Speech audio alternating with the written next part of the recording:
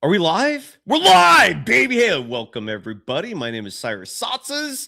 I know I look like a hobo. Mom, forgive me. My mom, usually when the beard starts getting too out of control, I hear from moms, the parental unit on the mama side, lets me know, you got to trim that thing. You look like a homeless bastard. She doesn't say that part, but she does say it looks ridiculous. I will clean up by tomorrow night, I promise. I wasn't even planning on a show, but it occurred to me, like, I didn't want to go 4 days without a new live episode. We also have some information to share on the program pertaining to Giannis.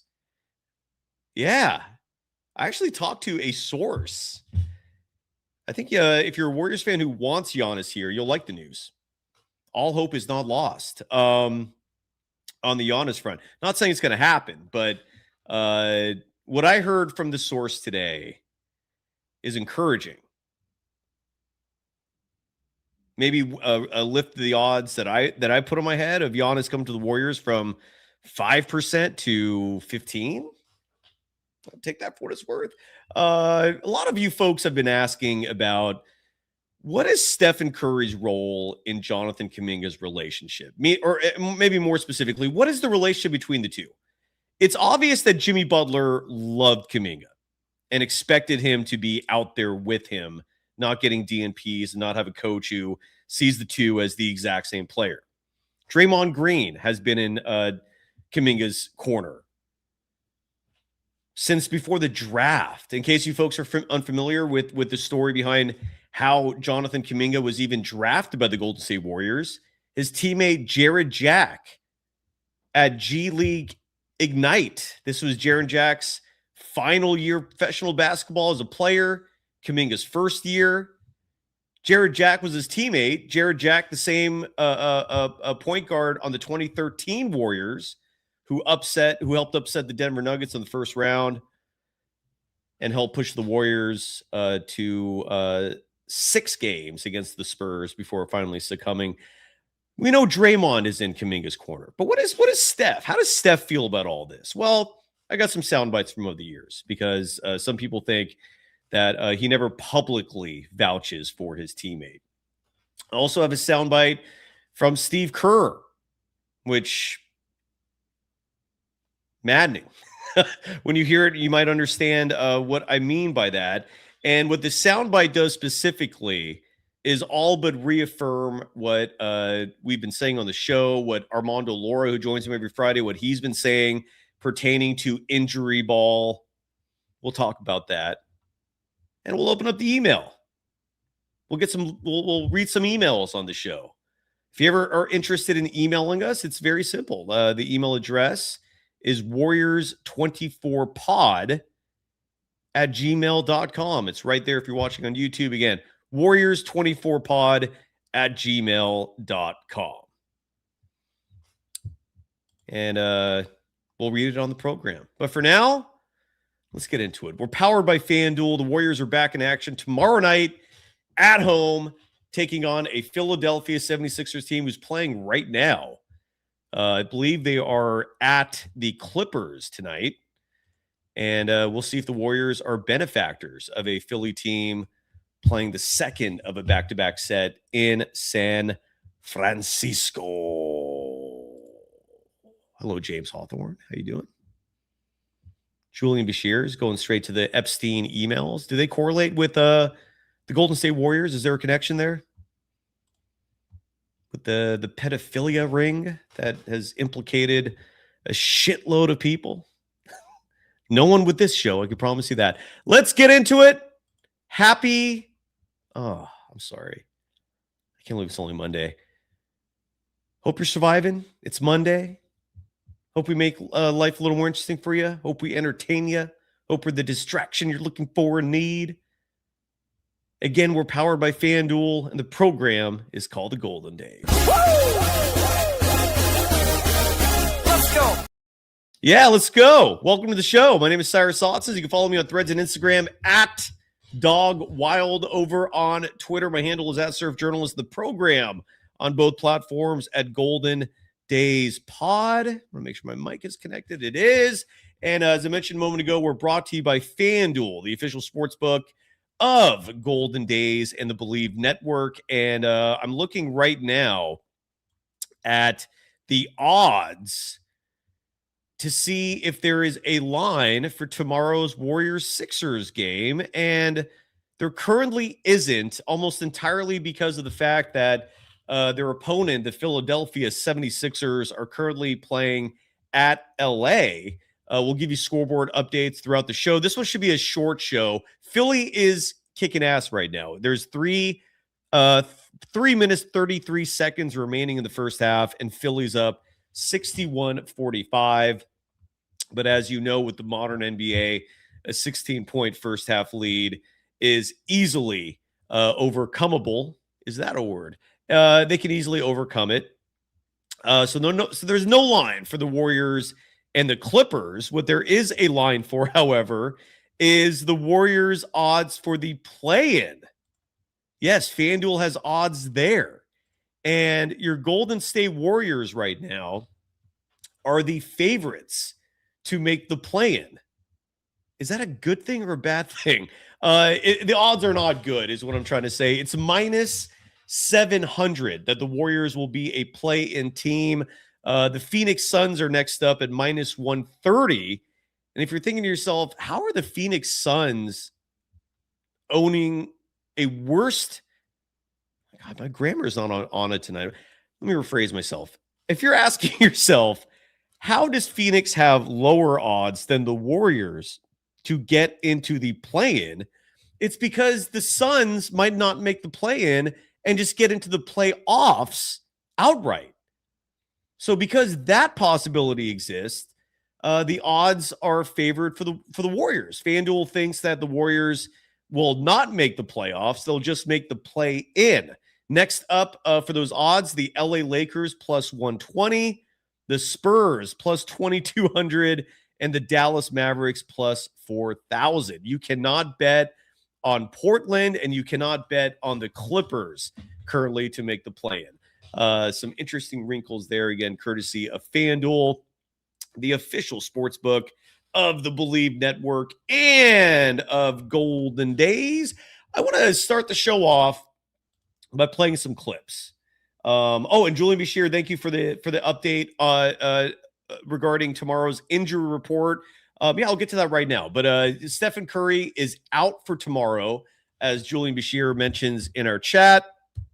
The runner's knee being enough of a problem to keep him out of tomorrow's game. Jonathan Kuminga also listed as out for that game. There's a couple other players on the injury report besides Jimmy Butler, who's obviously out for the year. An injury update on Seth Curry.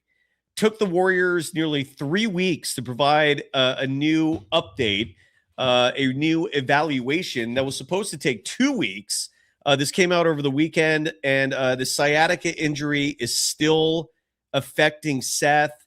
They're going to reevaluate him in 2 weeks. The fundamental difference between last injury report and this injury report is that they mentioned in the last injury report, again, which was over 3 weeks ago, that Seth had progressed to the weight room. This time, the injury report stated that he's progressed to the basketball court. So there is some progress, but I'm starting to wonder if we're ever going to see Seth Curry again in a Warriors uniform. LJ Cryer has been dealing with a left hamstring injury. He will be out, and he's a player I've been wanting to see take the floor for your Warriors in regular season action besides garbage time. Seth is out with the left sciatica injury, left sciatica nerve irritation, more specifically. Stephen Curry is out because of the right knee. He's experiencing what they call runner's knee, which patellofemoral is pain syndrome is the proper scientific labeling of that condition. Jonathan Kuminga remains out with a left knee bone bruise. Both Steph and Kaminga considered day-to-day. And tomorrow's Warriors-Sixers game represents the last Warriors game before the trade deadline. And Moses Moody is also on the trade on the injury report, listed as probable with left knee soreness as well. But as I was trying to say a moment ago, if Kaminga is traded, tomorrow represents the last game with him technically in a Warriors uniform. The trade deadline is this Thursday, and then we'll find out how the Warriors are going to look the rest of the year. On that front, I spoke to a source very close to Giannis Antetokounmpo. As crazy as that may sound, I give you my word for what it's worth. I'm speaking truth here. And here's what I can tell you that I learned. One is he likes warm weather. And this person is close to Giannis. Giannis likes warm weather. Does the Bay Area constitute warm weather? I did ask that. The reply was, I don't know. Worth noting as well that Giannis Antetokounmpo's mother posted something, I believe, on Instagram just the other day. It was an old photo of mom and son in Miami. So take that for what it's worth. And another thing I learned from this source very close to Giannis is his wife is from Fresno. And if Giannis comes to Northern California, suddenly they're a lot closer to Giannis's wife's family. I remember hearing something about that like years ago and then just forgot. But according to the source, consider that to be a factor. Okay, that's a positive, right? Huge positive. And here, and Giannis's wife is Maria Riddlespringer. I don't know anything about her.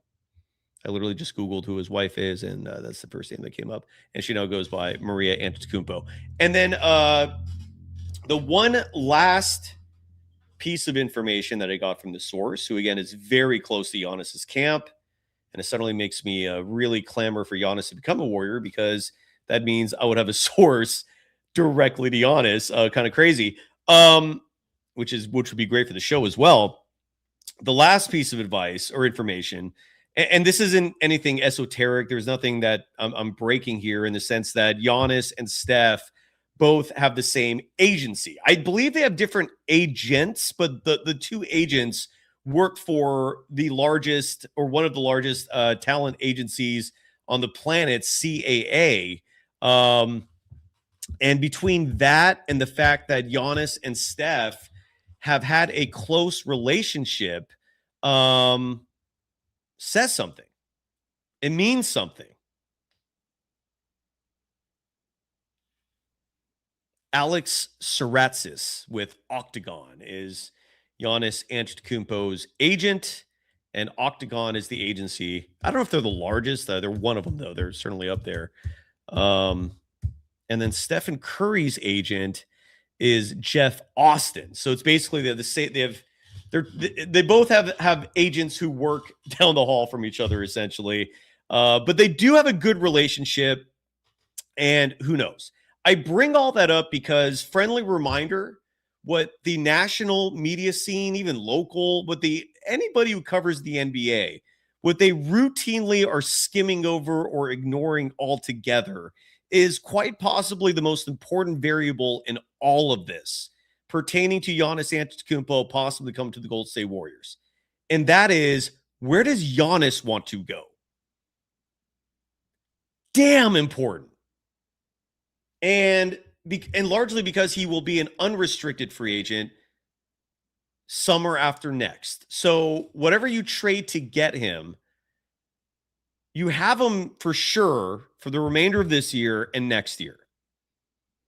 But if you're trading for a guy who's not giving you assurances he's going to stay beyond next year, you're not going to give up the farm for him. So that part is very important. Hamza Kasem's in the chat's asking, do you see the Warriors trading Jimmy or Draymond for Giannis if they do the trade? Yes. And while you have heard correctly, I saw that report as well, that I think Mike Dunleavy Jr. Told somebody that the team has no intention of trading Jimmy. Do not believe any of that bullshit. If the Warriors can get Giannis, Draymond would be traded if that's who they demand. My suspicion is it would be Jimmy Butler who is moved if that trade were to occur.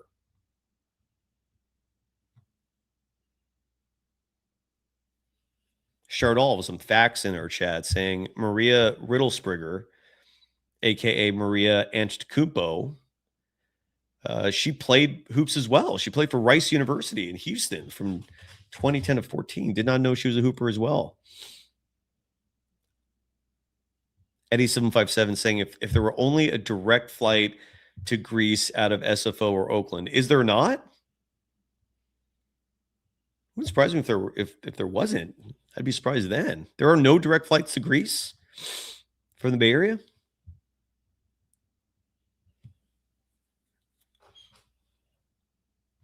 So, and on that front, again, I've had a lot of people come on this show and ask, what is going on? Like, how does Steph feel about his teammate Jonathan Kuminga? Because chances are how he feels influences Steve Kerr's decision making. Maybe not. But I found 3 clips that I want to play for each of you. Here's clip 1. This is from January 6th, 2024, over 2 years ago. And this was soon after the first trade demand. This was soon after Steve Kerr benched him for the entire second half of that Nuggets game. And Steph was asked about it. So let's start there. This was Stephen Curry talking about his teammate Jonathan Kuminga. Immediately, Chardal adding that Giannis's wife was a volleyball player, not a basketball player. Thank you. Still got the height, but just different sports. And Eddie757 saying that there are no direct flights to Greece from the Bay Area. If it makes you feel any better, Eddie757, my guess is Giannis and his family are taking private jets. So I don't think that matters. I don't think that matters. So again, this is Stephen Curry 2 years ago, following Jonathan Kuminga's first trade demand. And again, I'm trying to give you a picture of how Steph feels about Kuminga in general. I can tell you with absolute certainty behind the scenes, Steph and Kuminga are fine. Steph likes Kuminga. Steph just stays in his lane when it comes to coaching decisions. And that includes DNPs, that includes minutes. So here was Steph back in the beginning of 2024, giving the lowdown on his teammate. Here is Wardell. A story came out on The Athletic about Kaminga's frustration. Oh, word? Yeah, it was on theathletic.com. Oh, nice. Yeah. What was it about? Jonathan Kuminga's frustration, written by The Athletic. You've been a third-year player. You've been a player who sat some fourth quarters behind veterans. How much of you understand what he's talking about, and how much of you probably think maybe there's a different way to handle it, so to speak? Everything you just said, like I've been there before. He's not wrong in being upset and pissed off, wanting to play. Probably should have played.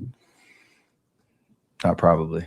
But to your point, like the ultimate challenge for anybody in this league is to not let the narrative be told for you, and you not be able to address that with your own voice or directly with coach or whatever the case is. So we all go through our challenges. We all go through our learning lessons. And like I said, he's not wrong for being upset and frustrated. I heard coach talk about, he's kind of half joking, but serious about 15 years. He was always upset about playing time, and that's a talking point in every locker room in some way, shape, or form. But yeah, the ways to express it, ways to voice your opinion, but protect the team. And I'm just proud of like the way we talked about before the game, but you go out and play, go hoop, be a professional, and that's what he did tonight. And again, there was Steph publicly vouching for his teammate, saying that Kaminga should have played in the second half of what was a 20-point blown lead and eventual loss to the Denver Nuggets, in case you forgot about that game. Capitulated with Jokic nailing, what was it, like a 40-footer to sent it to OT, I believe. For the people in the chat saying that Stephen Curry does not have Kaminga's perspective. Again, this was 2 years ago. This was things had not reached this level at that point. Steph early in his career, important to note as well, while he was getting minutes, he was also in a very tenuous position because of Monte Ellis and philosophical discussions about those two fitting, right? Stephen Curry took a low ball contract extension because of the ankle injury. So just kind of highlighting that things were not entirely smooth for him either early in his career. Now, granted, this was 2 years ago, things changed. And this leads to the next clip. This was in December of 2024. This is courtesy of Anthony Slater publishing a clip of Stephen Curry talking about how Kaminga needs minutes.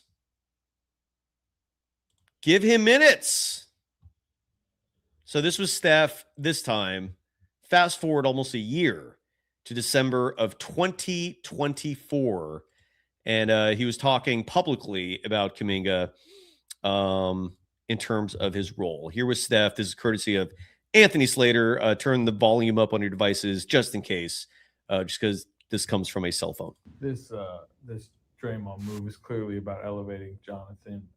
The way Draymond put it was, if he is up next, it's time to kind of see if he is. Oh, that's right. Just to tease this a little better, this was right at the moment when when the team decided to bring Draymond off the bench so Kaminga can start. And side note, the experiment resulted in Kaminga in the month of December putting up over 21 points a game, over 6 rebounds per game. I think shot 38% from deep. The numbers were fantastic. Turnovers were around 2 a game in heavy minutes. So Steph was asked about the switch with Draymond going to the bench and Kaminga being a starter.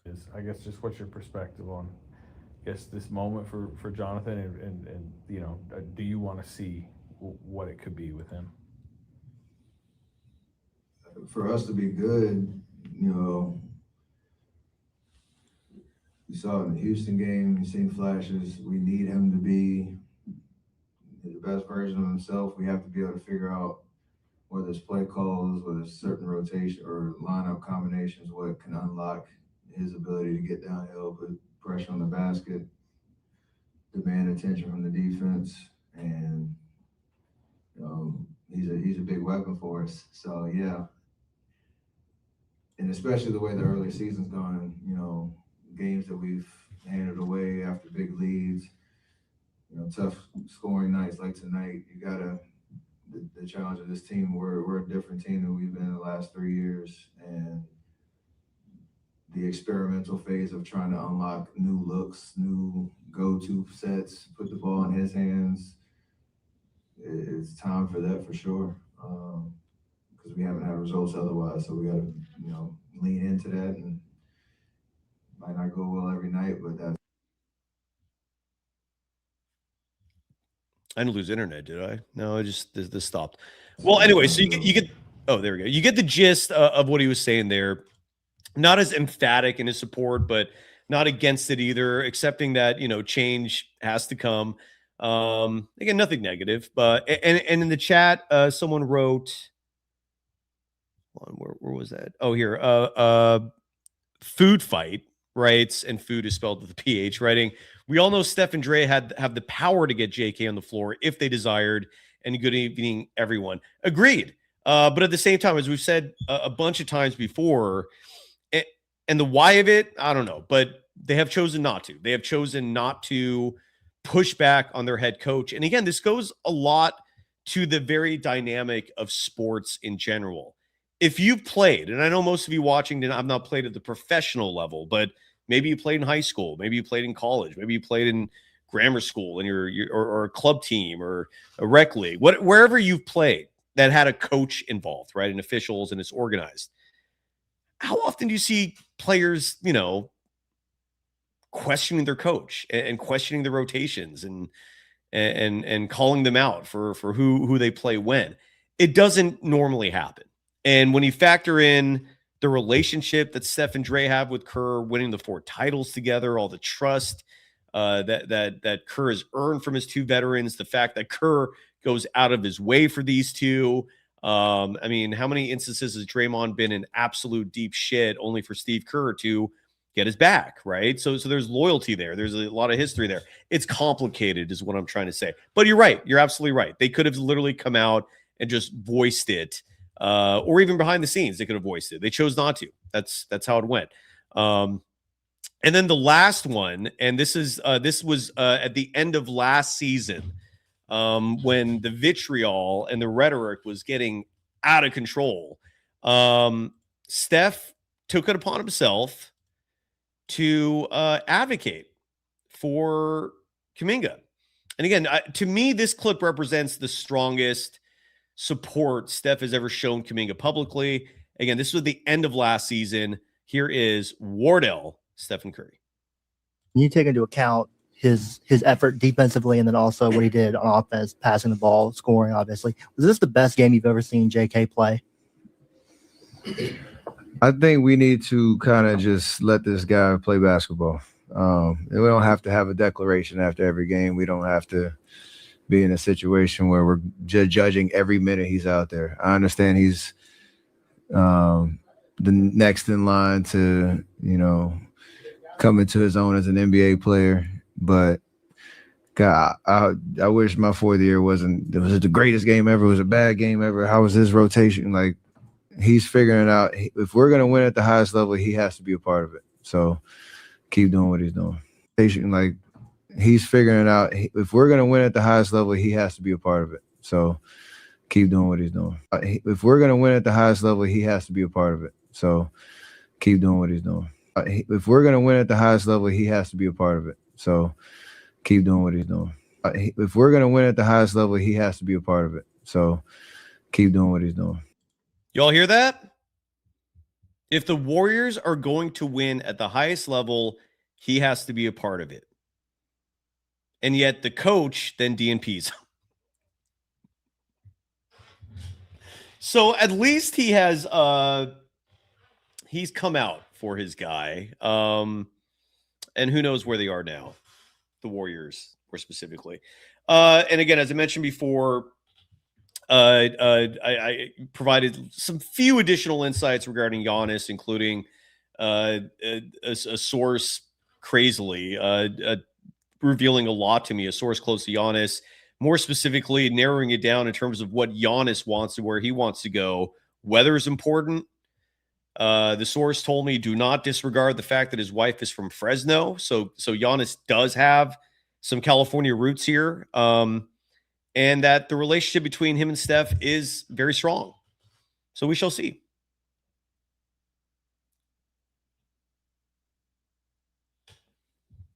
The Eddie 757 with some potential breaking news.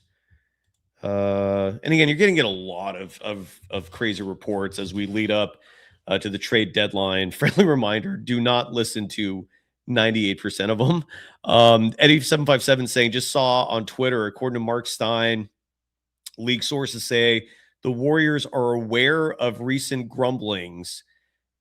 Giannis cannot be assumed to be as eager as he once was to play with Steph. So translation, bad news for anyone hoping that Giannis would want to play with the Warriors. And again, nothing new, right? I don't think this trade's happening. I was just trying to give some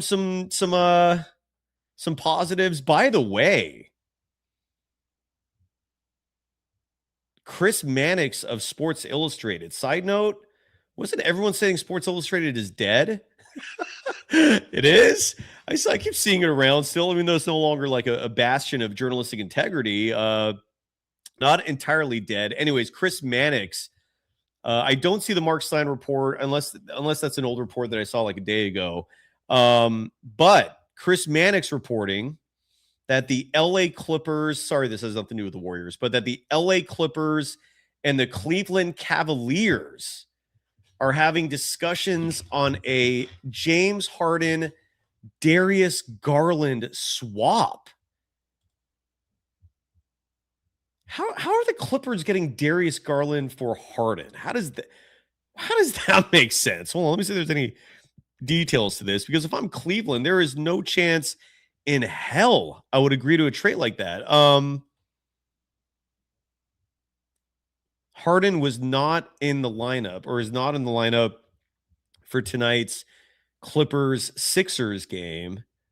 There's got to be more being offered by the Clippers. There's got to be, right? I mean, if you're Cleveland, why the hell would you give up a young, fantastic talent like Darius Garland? I know he's been dealing with some injuries this season, but Harden? James Harden? Really, Elise's saying because of money. I mean, but James Harden ain't cheap either. And James Harden's old and he's fat, and and he never wins in the postseason. I do not get that. I mean, if it's a financial decision, oof. Sorry, Cavaliers fans. Julian Bashir saying Harden is still miles better than Garland. I will not say miles. I would say a little bit, but again, factor the postseason into that. James Harden, when the postseason starts, turns into a ghost.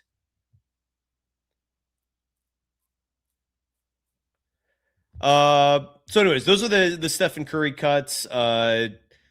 Nothing that I'm seeing that's new on the Warriors front. There are multiple reports that have come out that said that Giannis might not be eager to play for the Warriors. And again, what I've been saying on this show, and the question I've posed primarily for all the Steve Kerr apologists, is how would you feel if Giannis passed on this team because of him?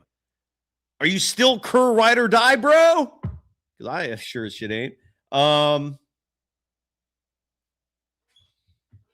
That's crazy, dude. Is Cleveland really doing that? I'm going to wait until it's official before we talk about that, because if you're Cleveland, you dumb. You are dumb if you do that trade. That is one of the stupidest things I've arguably ever seen. My guess is Cleveland's going all in on this season, and they think Harden paired with Donovan Mitchell, coupled with a horrendous Eastern Conference, could translate into an NBA Finals appearance. But there is no guarantee of that with Harden, and Harden does not show up in the postseason. Oh my God. Cleveland is stupid as hell if they do that. Irish Forever is saying, come on, Cy. Giannis is not passing up the Warriors for Kerr. Why not? Kevin Durant did, literally. Kevin Durant also left because of Steve Kerr. Why would he not? Do you think other players have not looked at the Warriors situation, and more specifically how Kerr treated Kaminga? How he left Jimmy Butler out to dry by DNPing Kaminga, which leads us to the final multimedia soundbite I want to play for tonight. And that's Steve Kerr following practice 2 days ago. More specifically, this was following a shoot-around. And Steve Kerr was asked about Stephen Curry's workload with Jimmy Butler out for the year. And the answer is frustratingly disappointing. Maybe you'll understand when you hear this clip. There is no visual to this. It's just sound. But I don't know how this would not infuriate you if you are a Warriors fan. All this does is just validate Armando Laura's point about injury ball, and the fact that this man, Steve Kerr, just routinely sets his players up to get hurt by putting too much pressure on their shoulders. Well, here was Steve Kerr. Again, this was following... this was on Saturday, and the team had come together for a film study, and Steve Kerr met with the media briefly afterwards, and here was his response to the increased pressure that's been put on Steph's shoulders since the Jimmy Butler injury, including maybe an increase in minutes, increase in role, an increase in the team depending on Steph. Here is Steve Kerr. To follow on just readjusting offensively and figuring things out with Jimmy, how has that affected Steph's workload and just kind of the way he's been defended? Well, I don't think he's played dramatically more minutes during that stretch, but he has had longer stretches. Like last night, he played the first 10 minutes, maybe 9.5, and then he started the second quarter. So he's playing longer stretches, I would say. Some of that by design, some of it just because the subs couldn't get in for a couple of minutes. So it definitely puts a lot more stress on Steph's shoulders, not having Jimmy next to him to create shots, to take over the offense when needed. So we have to account for that. We're trying to do that through our lineup combinations, but we're also, thinking about alternative ways to attack, as we go. So by that logic, wasn't there a lot more pressure put on Jimmy Butler's shoulders by DNP and Kaminga? The plan of this front office was that Kaminga was going to be a player who helped. Side note, Buttercup Boogers writing that you can't even write proper grammar, saying I don't think I ever watched someone who knows ball less than. Give me an example of what we missed here. Because I guarantee whatever you're watching was wrong about Pajemski, was wrong about Kerr, was wrong about the Anthony Lamb, Ty Jerome bullshit, was wrong about Corey Joseph, has been wrong for 4 years pretending Steve Kerr is some genius. And what I don't appreciate is people lying about me, writing in the chat that I'm left out of every industry you enter. How so? I'm sorry that I'm not a corporate ass kisser, which is apparently the flavor of content you prefer, you stupid ass. And I love that I love the personal shots. Look at this idiot. Chad, will you do me a favor and just rip this dumbass a new one? Writing Ty Jerome is better than any guard on the team not named Melton and Curry. That is all I need to hear to know how stupid and moronic you are. Thank you for the brief comment. All these, every time one of these trolls shows up, all it does is make this program and the hosts associated will look better and make morons like you just sound even stupider. Ty Jerome, that's all I needed. I sincerely thank you for the Ty Jerome comment because that's all I needed to expose your idiocy. Thank you, sir, or miss. I'm going to guess sir.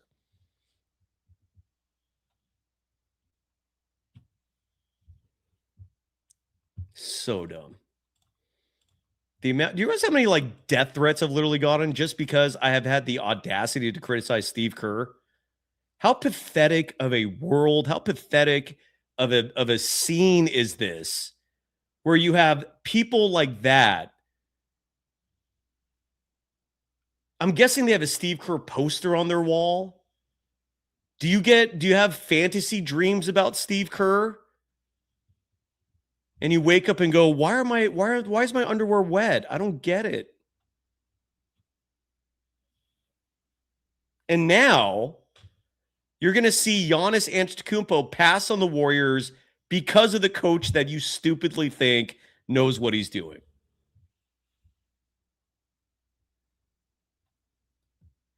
And Julian Bashir, thank you. I appreciate the added compliments.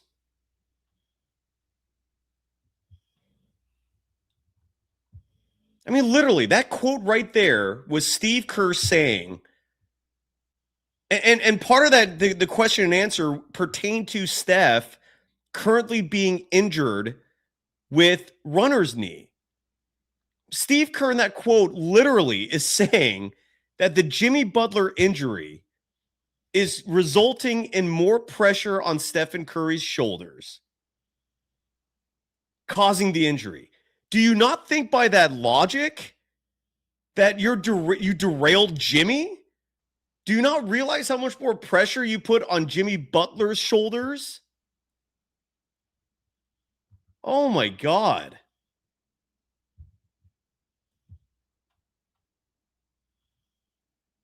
And that's what these absolute morons. Are you one of the Lightyear guys? Faking it, being on our chat? Anyways, that was pathetic. And so is Steve Kerr. And so is everyone who's just dying on that hill of the Kerr Pajemski click.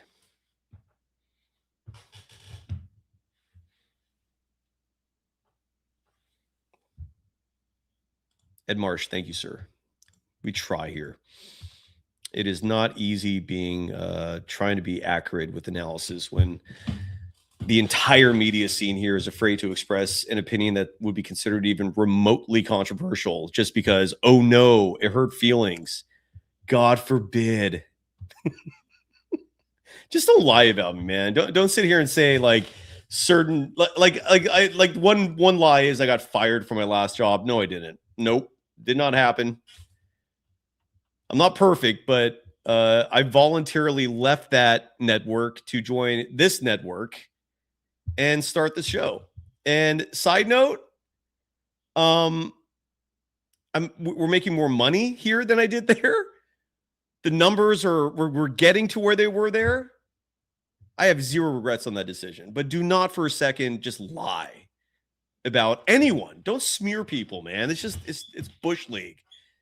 It's why anyways, I won't go on and mention names. Yes, Urquidez family, though, you're right that the media has just become so weak. But it's also why, look, new media, that's why it's thriving. That's why it kicks legacy media's ass on a routine basis.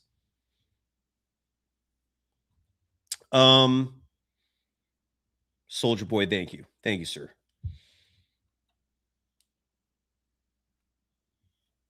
Food fight, it's literally because they have put this image in their head of who Steve Kerr is. You have a local media contingent that is afraid to challenge him and would rather put him on a pedestal because they think that's what sells. And because, like, I'm not making this up. I am literally the only person who gets a credential to cover the Warriors that doesn't kiss Kerr's ass. Is there enough? Okay, Anthony Slater doesn't either. Slater deserves respect. But Slater doesn't also have a platform where he's espousing strong opinions. And that is a difference between our show and someone like Slater who's just strictly doing journalism. But we're it. Every other program that has a credentialed presence at Chase Center, they're just booty kissers. And that's what they defend. Urquidez family is asking, you teach this stuff, right? It's also a huge reason why this industry is borderline dead. Higher education is borderline dead. I still technically teach one class when I used to teach 8. That's why I'm doing this full time now, is because no one's going to school anymore. And yes, for those still teaching it, yes. They teach the students, like, for example, in a sports journalism class, one thing that some professors teach, I never cared much about it, but just goes to show that some do actually care this much, where they teach the students, don't even wear clothes whose colors match the team. Meaning this teacher was telling students, hypothetically speaking, in this scenario, let's say you cover the Warriors, don't wear blue and gold. Don't wear those matching colors to the game. Do I consider that a little extreme? Yeah. But the point is made, which is you got to be objective, right? You got to kind of, and there are certain policies that as media you got to follow, even if it's not written. It's like a code of conduct, like decorum. For example, if you're a media member at a game, you should not be cheering either team. Anyways, all right. So who knows what's going to happen with Giannis, but Steve Kerr to sit there and just pretend that the increased pressure on Jimmy Butler's shoulders by DNP and Kaminga, to just completely be obtuse about that. But yet the moment the pressure's on Steph because of Jimmy Butler, now you're going to mention that as a point publicly? My Lord. VAM Dub saying, I'd rather have Kerr than Doc Rivers. Fair. Side note, I'm hoping to get Ramona Shelburne back on the show soon because I just finished watching Clipped. It's an FX show. If you get that on your streamers, I think it's a Hulu, Disney Plus kind of thing. Great program. It was 6 episodes. Completely forgot that incident happened during the Warriors Clippers series in 2014, the one that went 7 games. Also, a lot I learned behind the scenes. Yes. Chardal, relax on the image thing. I know I already mentioned at the beginning of the show, my mom is giving me shit about the beard. I will clean it up. I'm debating whether to get a haircut. I do shower contrary to a couple people's opinions. A shower does not trim a beard. I do like to be clean, but I do need to clean the beard up. I do look like a hobo, no doubt about that. And that will happen soon. Yeah, Doc Rivers. And that does not help, side note, the credibility of the Hall as a whole when Doc Rivers is going to be a Hall of Fame coach. That's because that's the brag that people bring up with Steve Kerr. There's some emails I want to read, quite a few of them actually. So why don't we go to that? Got a new open for it. An homage to the great David Letterman, who had a similar open. And this open originated. Shit. Who's the original? Some TV show from the 50s. Anyways, let's read some emails. Letters. We get letters. We get stacks and stacks of letters. And we need some music for this segment as well. I feel like the club is a good place to be. This one is from Peter Hood. Oh, this is a long one. I'll read the whole thing. Screw it.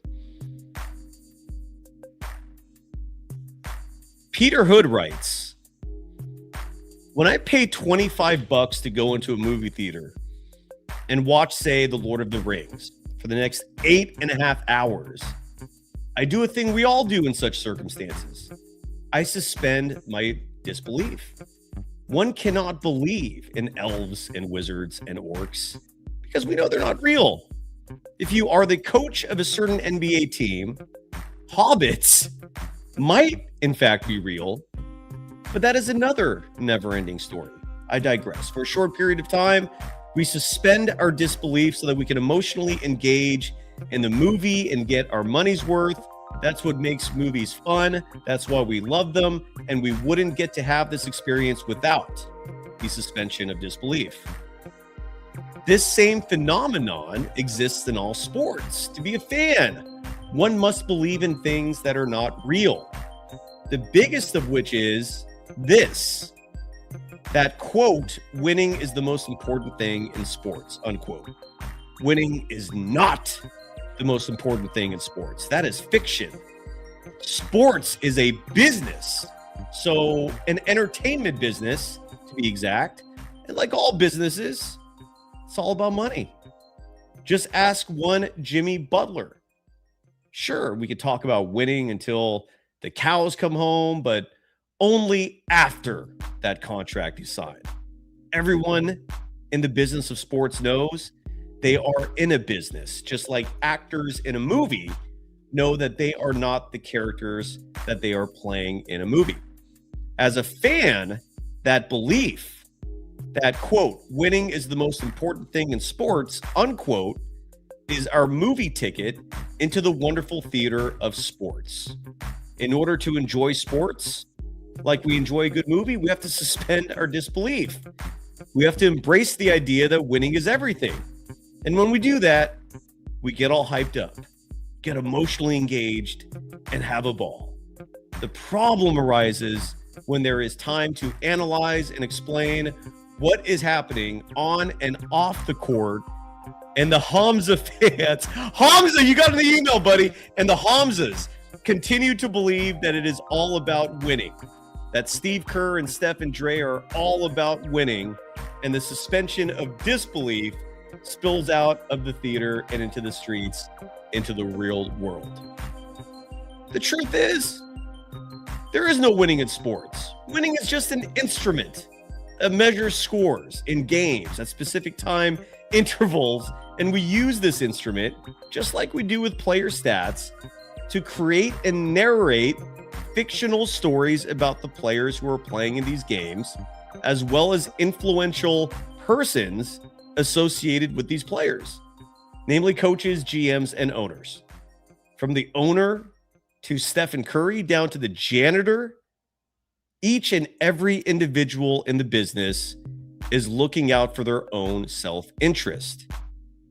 Hate to go all Darwinian, but the real game is about self-interest, self-promotion, and self-preservation. In a nutshell, it's about power. In the NBA, power has many faces. It's a contract, dollars, playing time, starting and closing games, prestige, popularity, respect, privileges, opportunity, shoe deals, security, equity, and much more. Life, as we know it, is all about power. Energy is a better word for it, but you can't misuse energy. Energy just is what it is.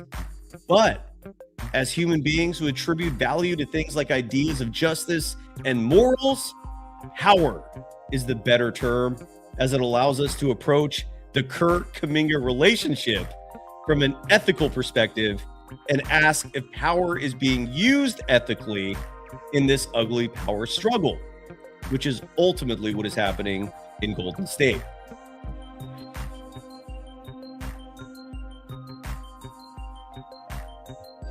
I'm going to skip ahead to the very end.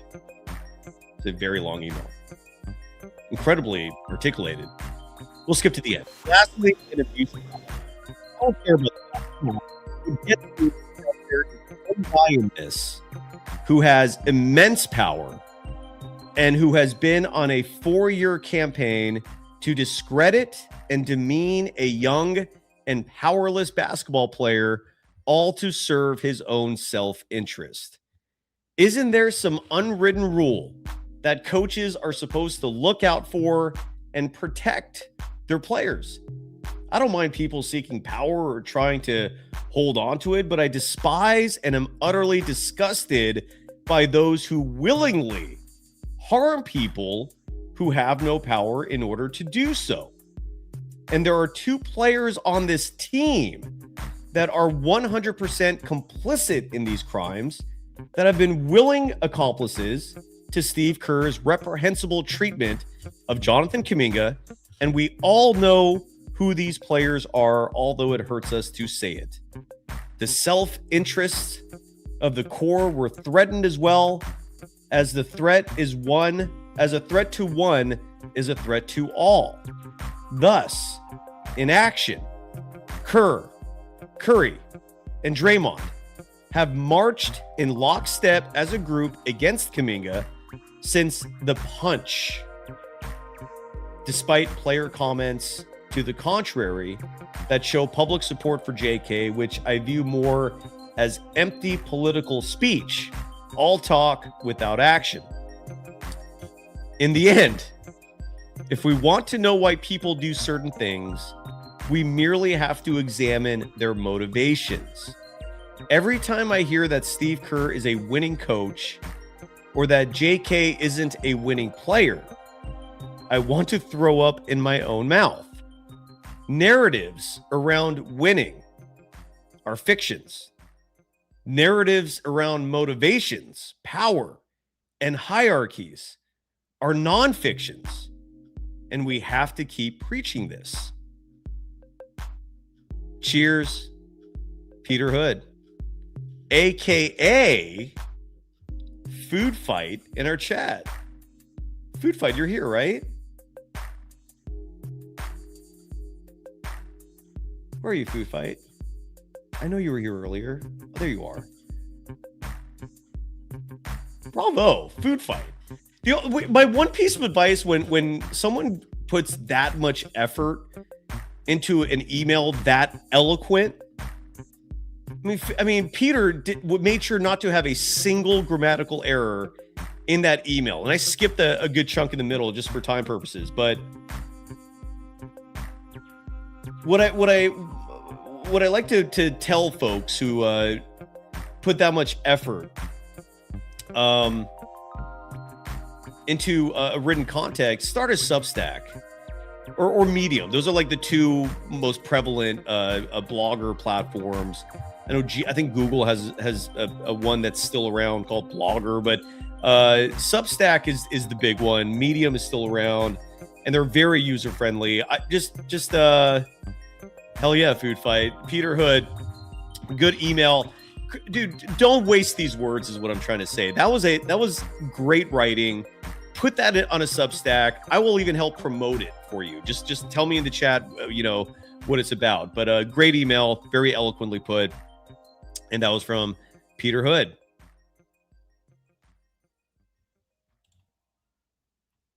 I'm not going to bring folks on tonight. Hope you don't mind. We'll have a live show tomorrow night. And I promise again, I'll be more cleaned up. I will not look like a hobo. I promise. Because I know I do right now. Another email though. Letters. We get letters. We get stacks and stacks of letters. This one is from the one and only Stay at home, son.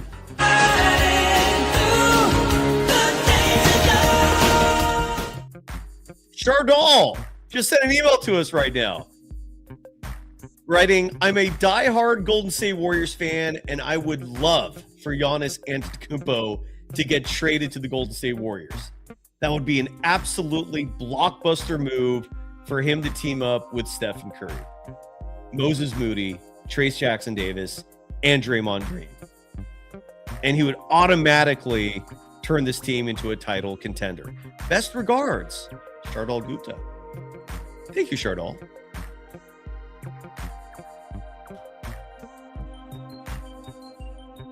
I'm two more emails, and then we'll be done. The emails.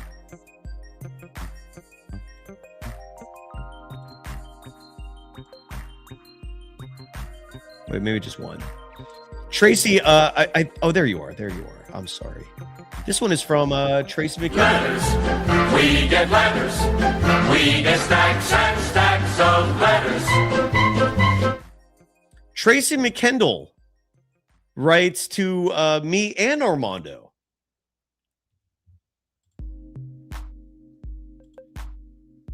Hi, Cy. Don't know how often you are checking this email, but this notification has popped up for me. Personally, I'm not into mortgaging the team's future for Steph to maybe get one more chip.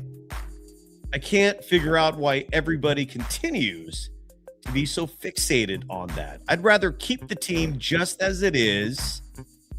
And in parentheses, as you know, on parentheses, send Kerr packing on Friday. Take Nick, his son, with him too. Meanwhile, use any other freaking coach who will play Kaminga 30 minutes and we'll be good to go. Mark my words, I'll show up in the odds. I don't know what that part means. Okay. That was Tracy McKendall. Thank you, Tracy. And then Tracy is regularly in our chat as well. One last email for the night. Letters. We get letters.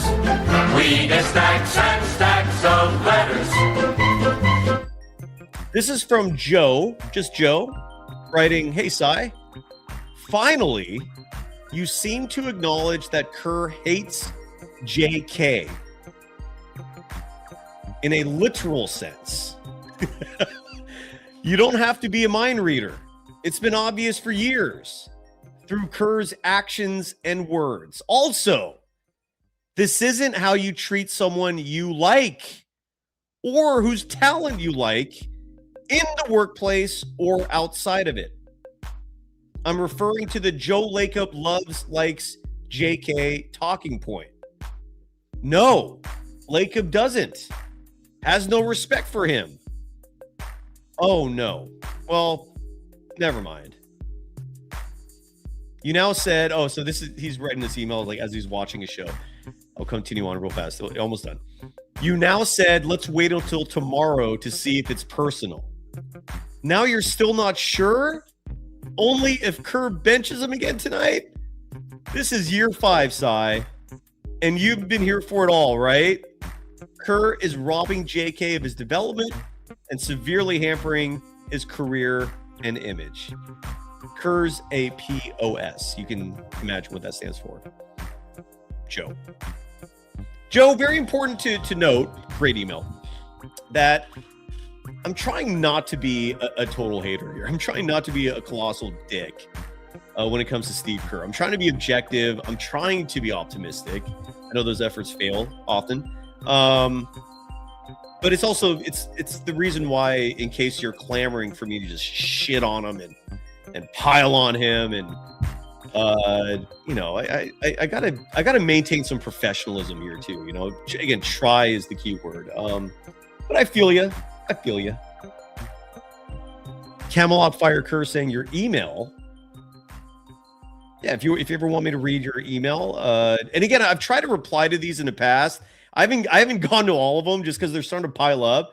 So just send your emails. Let's read it on the show. It's good content. Warriors24pod@gmail.com. On that note, if you are interested in being a sponsor of this program, same email right there, warriors24pod@gmail.com. Bay Area 8016 saying, do not trade all the picks for Giannis. Huge mistake. Might be right.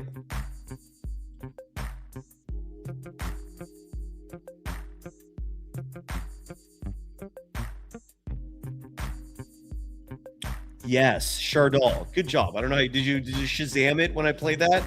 Saying it's from Perry Como. And again, Perry Como, I don't know if he was hosting a variety show in the 50s or what the reason was for that clip. Like the original clip that's in black and white has like the Rockettes kicking their legs up and all that stuff. But no, but the great David Letterman played a version of that for his Friday mailbag, and that was the inspiration for it. Sorry for stealing an idea, Dave. Hope you see it as the homage that it is. We have one more email that came in. I'm just saying they just dropped another email. I don't see one. Okay. And again, we're back at this tomorrow night. I just wanted to jump in, say hi, check in, play those 3 sound bites of Steph from over the years, talking about his boy, Jonathan Kuminga. Wanted to play that clip of Steve Kerr just, oh my God. How does he not realize the damage he's causing? Do you see Steph's feeling the pressure on his shoulders of the Jimmy Butler injury? More minutes, bigger workload. Yeah, you think? And you don't think that same premise can apply to Jimmy Butler? Why do you think Jonathan Kuminga is on this team? Do you think the front office gave him $22 million so he can just sit there? He's out of his mind.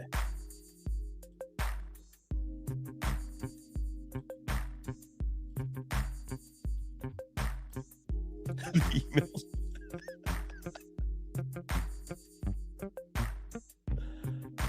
Another email, Chardal. It's one way of getting on the show when I'm not bringing folks on tonight. Letters, we get letters. We get stacks and stacks of letters. This one is from Chardal Gupta. Stay at home, son.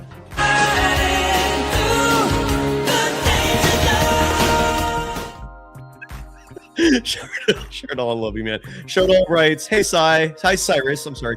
I would like to sponsor your show, Golden Days. The really funny thing is, Chardal spelled days in the email Days. Golden Days in reference to the Matthew McConaughey movie Dazed and Confused. You didn't spell it like that in the email. I'm teasing. Chardal adds, because I really love your show and I really would like to sponsor you. How would you like that? I mean, I would be honored to represent you in that great way. Best regards, Chardal Gupta. How would you sponsor us? Like, do you actually have the cash to? And what do you want to advertise? Your channel, SGA Sports Talk. Cam is saying I sent again the GoFundMe link. I don't see it in my email if you send it there.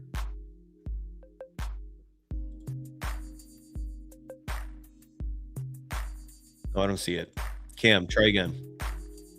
I will literally hype your GoFundMe up, man. You just got to send me the link, email it to warriors24pod@gmail.com. I don't see it. I just checked my, well, actually, I didn't check my spam. We got another new email. Letters, we get letters. We get stacks and stacks of letters. This one's from Dylan Verano. Just 3 words in this whole email. I can't even say the first. I can say the first one aloud, but I'm going to choose not to. First word of the 3 words, the F word. Second word, Steve. Third word, Kerr. Thank you, Dylan.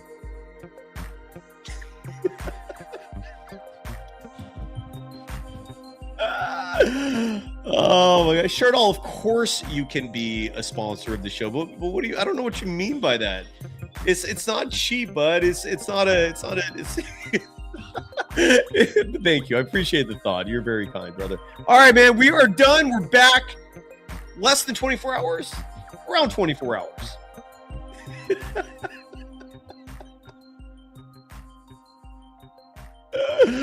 All right, we're done. Thanks, everybody.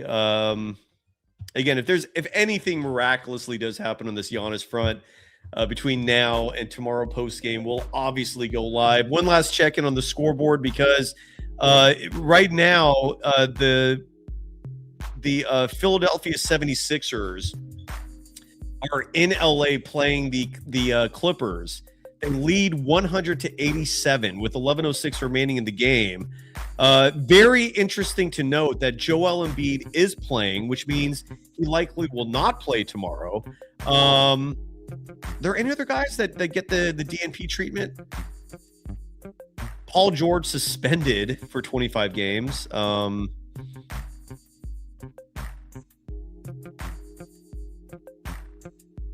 Yeah, so my sneaking suspicion would be that Joel Embiid will be out for tomorrow's for sure. Our chat's amazing. Our chat is absolutely amazing. All right, everybody, we're back very soon. Appreciate all of you, except for that booger guy earlier. But again, I even appreciate you because you set me up for a great little bit there, and all it did is make all of you Kerr apologists look even worse.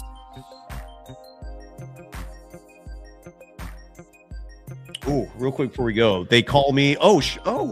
Bloomer with the take. Bloomer vibes. He's got the sad profile pic saying if the Warriors don't do anything at the trade deadline, they will be the modern day 2000s We Believe Warriors.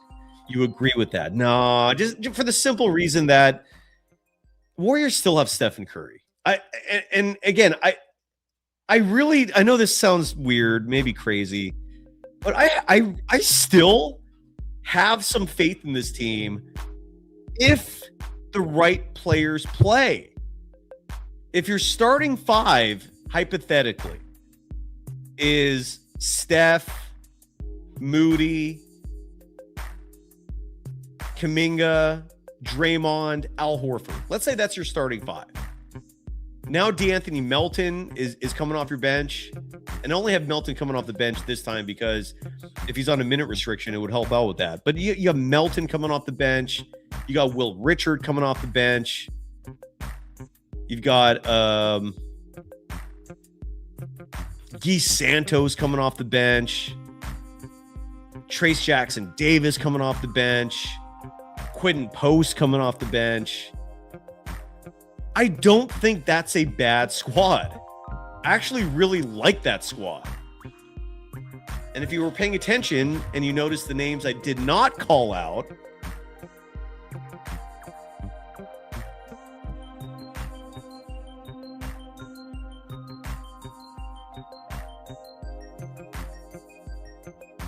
see, one person in the chat was like, Giannis traded, and it's got everybody all hyped up.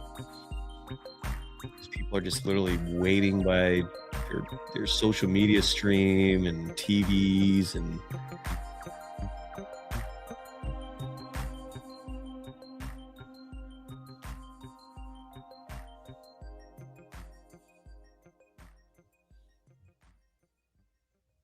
hold on. Sorry, there is a tweet from Shams Charania. I don't know what it means though. So Shams Charania tweeting out, quote, I'll even share my screen for people who can see this in front of their screens. And if you're on the podcast side, I will happily articulate this. Shams Charania tweeting this out, quote, the Los Angeles Clippers and 11-time All-Star James Harden working through whether the sides can find a deal by Thursday's NBA trade deadline, sources tell ESPN. Both sides are aligned in conversations together and with interested teams. Okay. So the Cleveland part of this was a Chris Mannix report. And then Shams now saying that there are some discussions, but no details.